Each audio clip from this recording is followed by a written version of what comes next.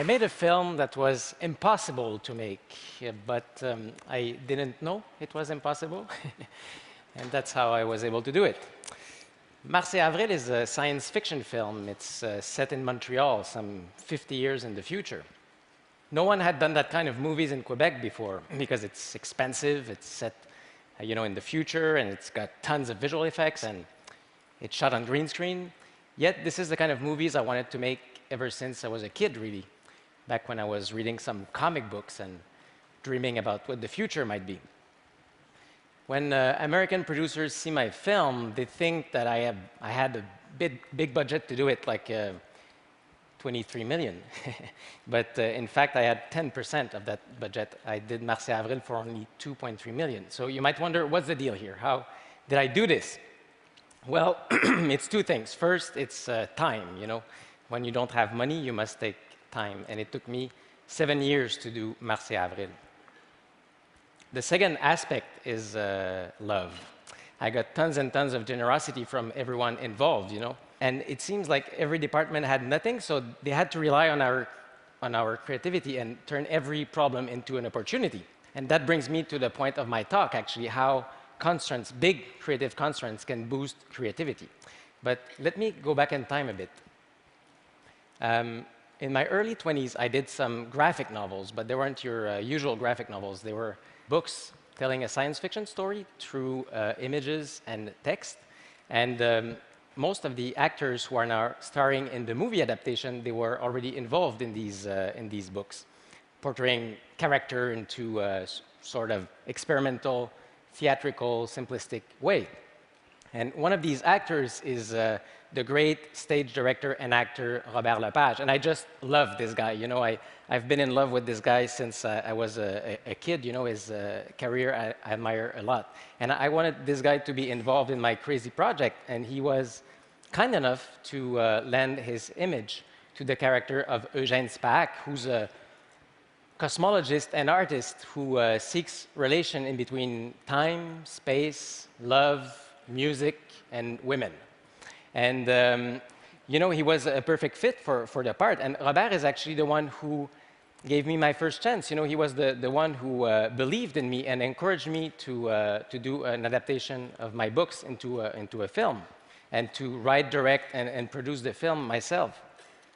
And Robert is actually the very first example of how constraint can boost creativity. Because this guy is the busiest man on the planet. I mean, his agenda is booked until 2042, and he's really hard to get. And I wanted him to be in the movie, to reprise his role in the movie. But the thing is, had I waited for him until 2042, my film wouldn't be a futuristic film anymore. So I just couldn't do that, right?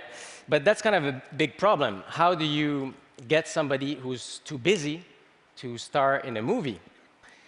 Well, I said as a joke in a production meeting, and this is a true story, by the way, I said, why don't we turn this guy into a hologram?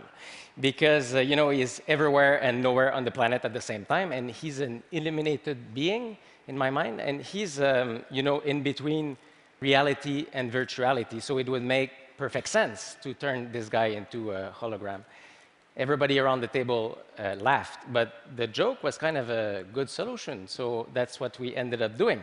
Here's how we did it. We shot Robert with 6 cameras. He was dressed in green, and he was like in a green aquarium. Each camera was covering 60 degrees of his head, so that in post-production we could use pretty much any angle we needed, and we shot only his head. 6 months later, there was a guy on set, a mime, portraying the body, the vehicle for the head. And he was wearing a green hood so that we could erase the green hood in post-production and replace it with Robert Lepage's head. So he became like a Renaissance man, and here's what it looks like in the movie.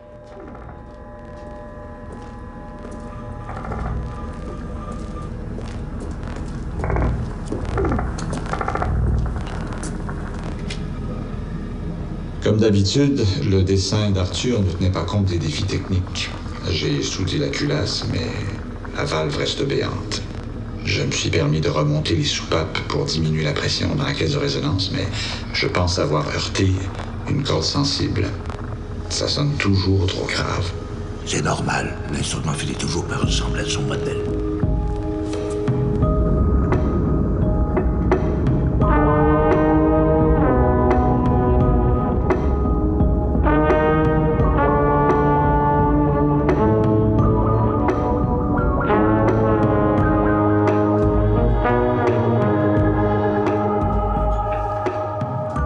Now, these musical instruments that you see in this excerpt, they're my second example of how constraint can boost creativity. Because I desperately needed these objects in my movie. They are objects of desire, they are imaginary musical instruments, and they carry a nice story with them. Actually, I knew what these things would look like in my mind for many, many years. But my problem was I didn't have the money to pay for them. I couldn't afford them. So that's kind of a big problem too. You know, how do you get something that you can't afford? And you know, I woke up one morning with a pretty good idea. I said, what if I have somebody else pay for them? You know, and but who on earth would be interested by 7 not yet built musical instruments inspired by women's bodies, you know? And I thought of Cirque du Soleil in Montreal because who better to understand the kind of crazy poetry that I wanted to put on screen?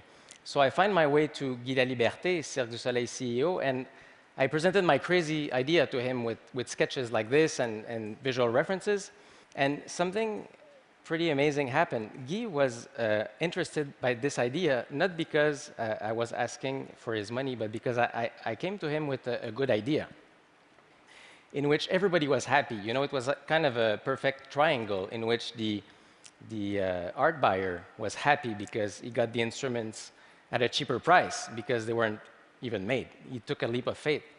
And the artist, Dominique Engel, brilliant guy, he was happy too because he had a dream project to work on for a year. And obviously I was happy because I got the instruments in my film for free, which was kind of what I tried to do. So here they are. And my last example of how constraints can boost creativity comes from the green, because this is a weird color, you know, a crazy color, and you need to replace the green screens eventually, and you must figure that out sooner than later. And I had, again, pretty much, you know, ideas in my mind as what the world would be. But then again, I turned to my childhood, you know, imagination and went to the work of Belgian comic book master François Skeuten in Belgium. And this guy is another guy I admire a lot, and I wanted him to be involved in the movie as a production designer. But people told me, you know, Martin, it's impossible, the guy is too busy and he will say no. Well, I said, you know what, instead of mimicking his style, I might as well call the real guy and ask him. And I sent him my books, and he answered that he was interested in working on the film with me because it could be a big fish into a small aquarium. In other words, there was a space for him to dream with me. So here I was with one of my childhood heroes, you know, drawing every single frame that's in the film to turn that into Montreal in the future. And it was an amazing collaboration to work with this great artist whom I admire. But then, you know, eventually you have to turn all these drawings into reality.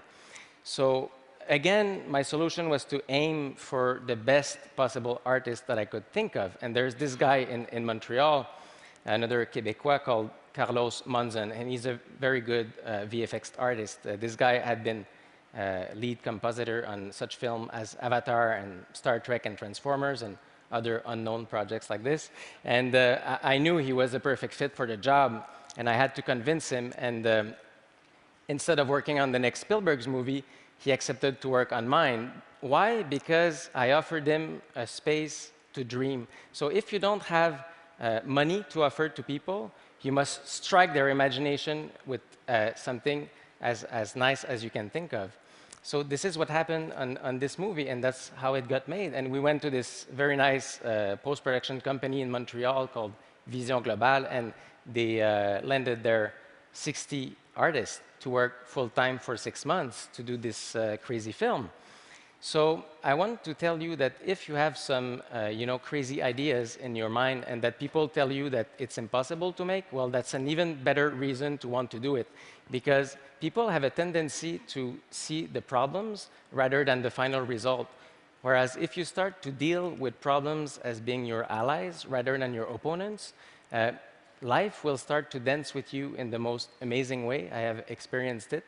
And you might end up doing some crazy projects, and who knows, you might even end up going to Mars. Thank you.